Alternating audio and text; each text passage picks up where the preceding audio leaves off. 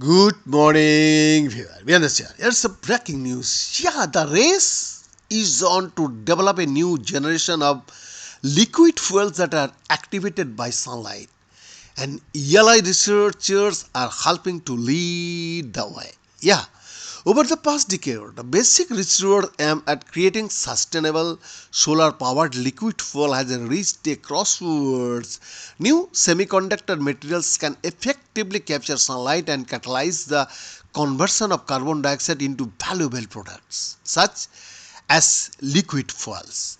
However, it is often challenging to form a single product.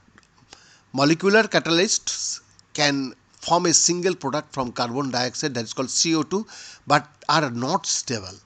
Consequently, many scientists say neither of those approaches is adequate for large scale production.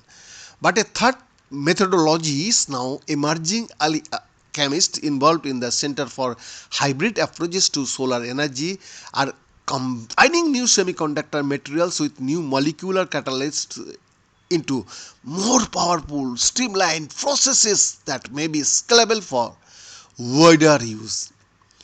This promising new approach, which is described in two recent studies, represents a best of both worlds approach. Yeah, researchers say, which could lead to game changing alternative fuel products that have the added benefit of removing CO2 from the air.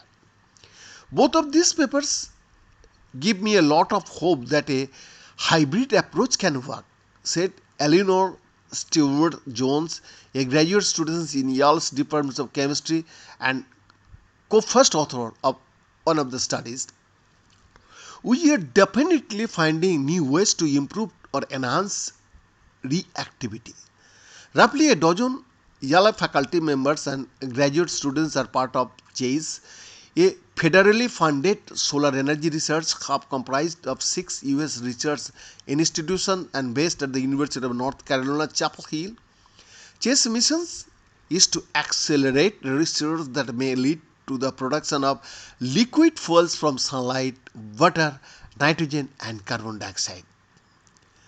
Yale's contingent includes Niloy Hazari, the Joan Nanloff Hugh Fan Professor of Chemistry, James Mayer, the Charlotte Fletch Robert Professor of Chemistry, and Haliang Wang Professor of Chemistry, all from Faculty of Arts and Sciences. It has been inspiring to see the dedication that our students, postdoctoral researchers, and our colleagues at partner institutions are bringing to this work, Wang said.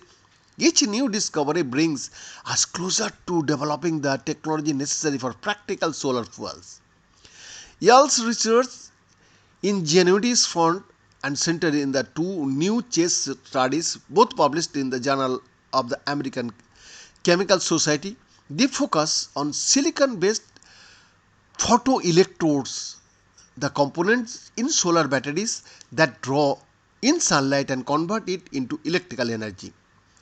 In the first study, led by Wang's lab at Yale and the lab of Tianquan Lian at Emory University, researchers constructed an electrode consisting of an array of silicon microfillers coated with a layer of super hydrophobic fluorinated carbon.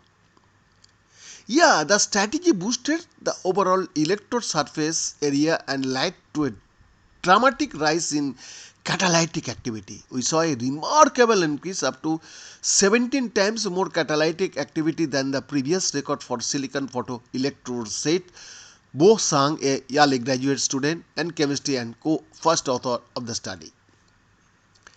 The approach yielded the most efficient CO2 photoelectrocatalytic conversion of sunlight to methanol based on silicon ever reported. Methanol is a colorless alternative liquid fuel. For the second study, the lab of Mayer and Hazari collaborated on a process involving thin wafers of porous silicon, a form of silicon that is etched with channels called nanopores. The researchers attached a molecular rhenium catalyst to these electrode wafers. To our knowledge, this is the first time anyone has attached a molecular catalyst to non-porous silicon, said Stuart Jones, a graduate student in Mayer's lab and co-first author of the study.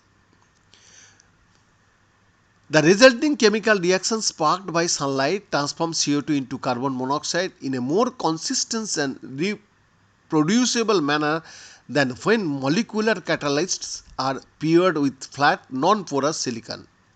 We have successfully embolized an effective molecular CO2 reduction catalyst onto a sunlight absorbing silicon material, said Xiaofan Zia, a postdoctoral research in the Hazari lab and the study's other co-first author.